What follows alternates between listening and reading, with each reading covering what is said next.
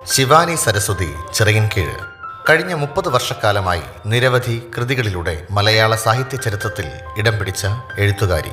തന്റെ കവിതകളിലൂടെയും ചെറുകഥകളിലൂടെയും സാധാരണക്കാരന്റെ ജീവിതം ആവിഷ്കരിച്ച് ആസ്വാദകന്റെ മനസ്സിലിടം നേടിയ കവയിത്രി.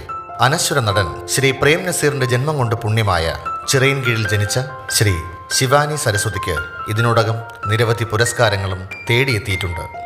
ദൈവയോഗാശ്രമ പുരസ്കാരം, KPSC സംസ്ഥാനതല ഉപാസന പുരസ്കാരം, നിലാവ് സാഹിത്യ പുരസ്കാരം, മാധവ മുരളി പുരസ്കാരം, ശലഭങ്ങളുടെ താഴ്വര എന്ന സമാഹാരത്തിന് ലക്കി വൈറ്റ് പബ്ലിക്കേഷന്റെ പുരസ്കാരം, പരാക്രമം എന്ന നോവലിന് നവഭാവന ചാരിറ്റബിൾ ട്രസ്റ്റിന്റെ പുരസ്കാരം, കൂടാതെ ഓർമ്മയിൽ ഒരു സ്വപ്നം എന്ന കവിത മലയാള മനോരമയിലും വാഗ്ദേവത എന്ന കൃതി ഇന്ത്യ ടൈംസിലും പ്രസിദ്ധീകരിച്ചിട്ടുണ്ട്. തന്റെ വ്യത്യസ്തമായ രചനാ വൈഭവത്തിലൂടെ വായനക്കാരന്റെ മനസ്സിൽ ഇടം നേടുവാൻ ഇക്കാലം കൊണ്ട് ഈ എഴുത്തുകാരിക്ക് കഴിഞ്ഞിട്ടുണ്ട്.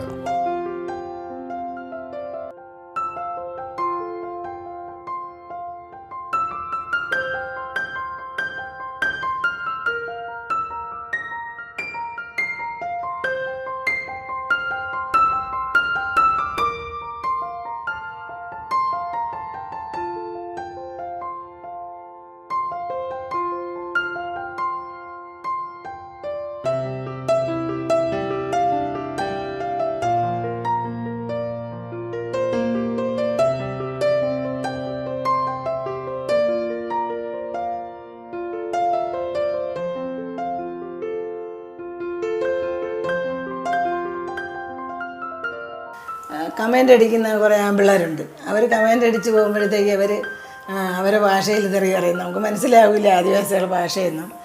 അങ്ങനെയൊക്കെ കണ്ടിട്ടുണ്ട്. പിന്നെ അതുപോലെ തന്നെ ഈ നല്ല അതിൽ കാണാൻ കൊള്ളാമെന്നുള്ള പിള്ളേരുണ്ട്. നല്ല അവരെയാണ് കമൻ്റ് അടിച്ച് 2-3 ആൺപിള്ളേർ പ്രേമിക്കുന്ന ഒരു കഥയായിട്ടാണ് ഞാൻ ഈ തിക്താനുഭവം എന്ന് പറയുന്നത്. എനിക്കറിയാമെന്നുള്ള കഥയാണ്, ദിവസവും കാണുന്ന കഥയാണ്. എല്ലായിടത്തും കുത്തും വെട്ടും കൊലയും ഒക്കെയാണല്ലോ.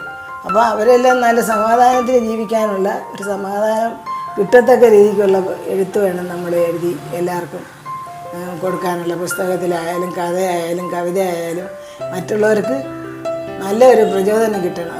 എൻ ഹൃദയമാഭിത്തിയിൽ കൊത്തിയ ലിപികൾ മായുകില്ലൊരു നാളും, എൻ്റെ ഓർമ്മയിൽ മായുകില്ലൊരു നാളും, കഷ്ടനഷ്ടത്തിൻ സ്വർഗഗോപുരത്ത് ഓമനിക്കുന്നൊരു മരണമില്ല.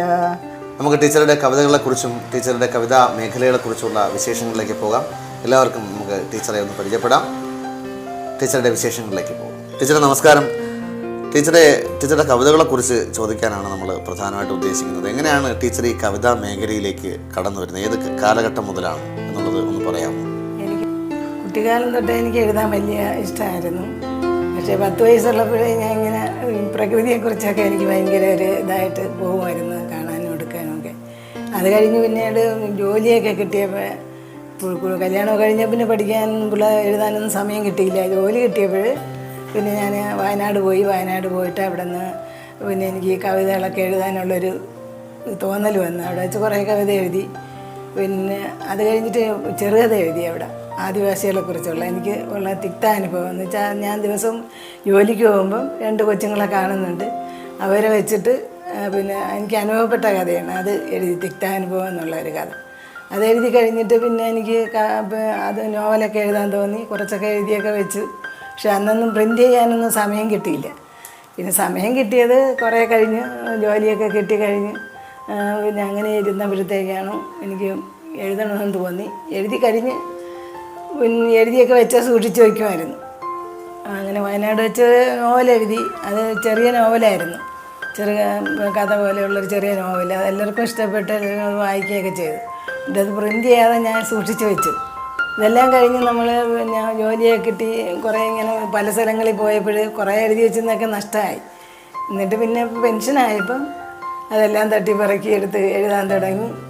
ചാർക്കര ദേവീക്ഷേത്രത്തിൽ വെച്ച് 3 പുസ്തകം നമ്മൾ ഇത് ചെയ്തു, പ്രകാശനം ചെയ്തു. അവിടുത്തെ പ്രസിഡൻറ്റും അഡ്മിനിസ്ട്രേറ്റീവ് ഓഫീസറെ കൂടിയാണ് ചെയ്തത്.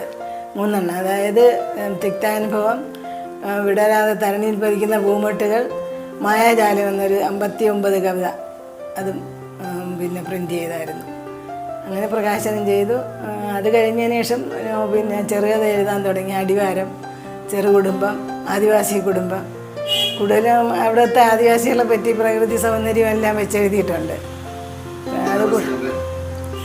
അതുകൂടാതെ അതുകൂടാതെ പിന്നെ നമ്മൾ ഇവിടെ വന്നതിന് ശേഷം ഈ പുസ്തകങ്ങളൊക്കെ എല്ലാം സൂക്ഷിച്ച് വെച്ചിട്ട് ഇവിടെ നിന്ന് എഴുതിയ